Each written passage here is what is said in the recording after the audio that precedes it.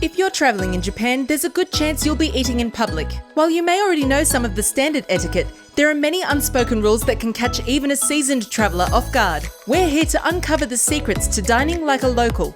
I'm Jun from Japan Junkie, and these are 10 mistakes to avoid while eating in Japan. Number 10. Before you even start eating, there are a few rules to discuss. When you're seated, you might receive an oshibori, which is a small towel. You can use this to clean your hands, not your face. You can roll it or fold it when you're finished and place it back where it came from. While you should always use the utensils provided, you don't have to use any when eating sushi. That doesn't include sashimi, which is just the raw fish. There's a mistake that's common around the world of reaching out to catch potential falling food while eating. While many people do this, and it can look quite elegant, it's not correct. In Japan, it has a name, which is tezara, meaning hand plate. The best thing to do is to simply rest it on the table. This is an ancient custom to show that you're not concealing a weapon from your fellow diners. Number 9. There are a few hygiene rules while eating that travellers frequently break. Double dipping, where you dip, take a bite and dip again, is a concept that's frowned upon around the world. That's like putting your whole mouth right in the dip. But it often gets forgotten by travellers in Japan. Certain foods, like kushikatsu, often have communal dipping sauces. Once you've dipped your food, you can't go back again. Next, it's not polite to serve yourself using your own chopsticks from a communal platter. You might see people flipping their utensils and using the handle end. While it's not the right thing to do, it's probably okay with family and friends. Your fingers are in contact with this part, so it's just as unhygienic. The best thing to do is to ask for a clean pair. If it's understood that everyone is using their own chopsticks, you can use the phrase "jikabashi de shitsurei shimasu." The last tip on hygiene is to not blow your nose at the table. This might be a rule for everywhere in the world, but it should especially be avoided in Japan. Number 8. There are many potential mistakes that can be made with chopsticks, so we'll stick with the most important. Many people do a ritual of scraping disposable chopsticks together. You should skip doing this, as it implies that the restaurant is so cheap that the chopsticks might even have splinters. You should keep them low and not use them to point or wave while you're talking. When you're not eating, you can place them on the rest provided. Make sure you're picking up your food instead of skewering it.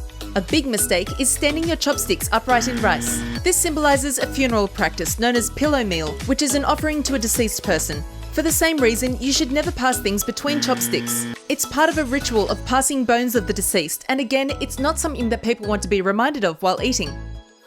Number 7.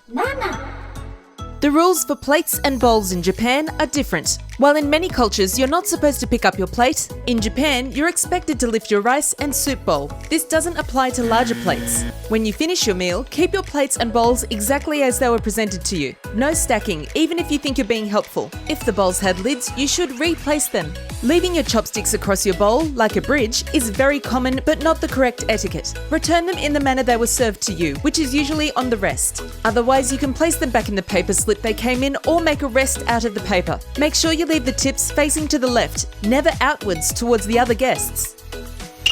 Number 6.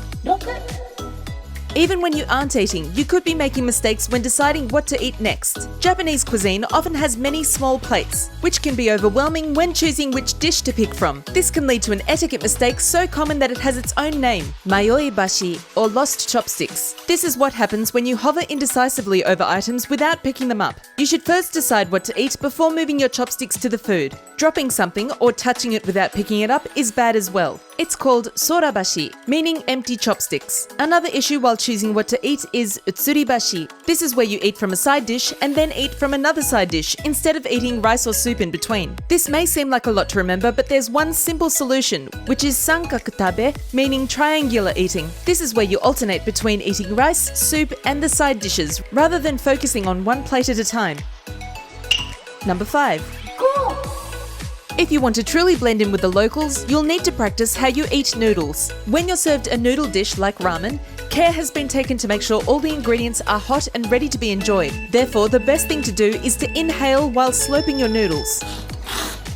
This is difficult for many foreigners after a lifetime of being told not to make any noise. But this is the time when it's perfectly acceptable and even encouraged. This method cools off the noodles and allows the soup to enter your mouth at the same time, so you can fully enjoy the meal. Just like the Italian rules of eating spaghetti, it's best to enjoy your noodles in one go. Although it feels impolite, it's better than biting off the noodles and having them fall down into your bowl.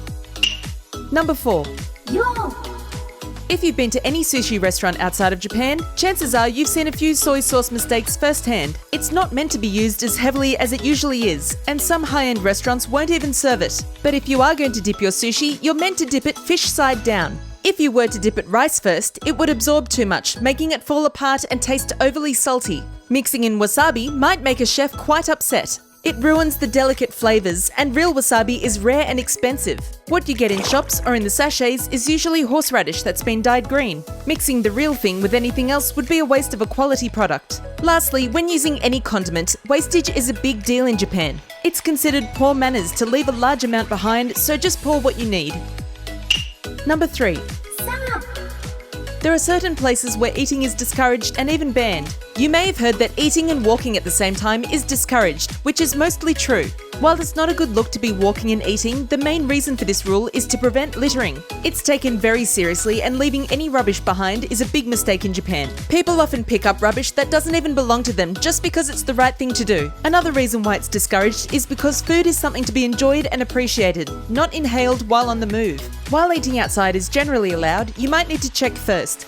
In a park, sitting on the grass is usually okay, but it's sometimes banned if it's a private gated park. There is one place where eating is strongly discouraged, and that's on the train. This applies to drinks as well, including your morning coffee. These are communal spaces, and people don't want to walk on sticky floors or have to smell what you're eating for dinner. None of this applies if you're travelling on the Shinkansen bullet train. In fact, they have dining carts that will offer you food and drinks on your journey. Number 2. In some countries, leaving food on your plate is the correct etiquette. It's meant to be a way of showing your host that you've eaten enough and you can't even finish what's on your plate. However, it's the complete opposite in Japan. The correct thing to do is to eat everything. That includes every grain of rice. Mottainai is an expression used to convey the disapproval or disappointment of unnecessary waste. It's not just the product being wasted either. Not eating all your food is wasting the efforts of everyone from the chef to the farmers. Obviously, sometimes it can't be helped, but it's something to keep in mind when you're ordering. Even though the doggy bag trend is taking off in some Japanese restaurants, taking leftovers home is not a regular custom. If you're not very hungry, you might consider ordering a half-size serving of rice or noodles. Number 1. After you've successfully eaten a whole meal without making any mistakes, make sure you thank your server by not tipping them. The culture in Japan appreciates hard work and fairness. If you offer money, it can imply that you believe they're not being paid enough. In fact, some restaurants ask customers not to tip their staff as they're already fairly compensated. Japan has its own culture of tipping, which is either through cover charges, known as table service, or through otoshi. If you want to know more, we covered this in our video on money-saving hacks for traveling in Japan. It's usually understood that workers are already putting in 100% effort. The thought that this should be matched with a financial amount is an uncomfortable concept. You may find that people will accept a tip, but it's usually only to avoid the embarrassment of turning it down. Leaving a tip at your table will more likely lead to a staff member running down the street to return your forgotten money. You can just thank them, enjoy your experience, and the few extra yen in your pocket. It may seem like a lot to remember, but it's mostly common sense. These rules are good to know if you want to impress your host or come across as a well-cultivated person. There's no need to worry, people are very friendly and forgiving. And if you're not sure what to do, just copy the locals. Thank you for staying all the way to the end. You can leave a comment with any suggestions you have for future videos. And don't forget to subscribe if you haven't already. Thanks so much for watching, and I'll see you next time.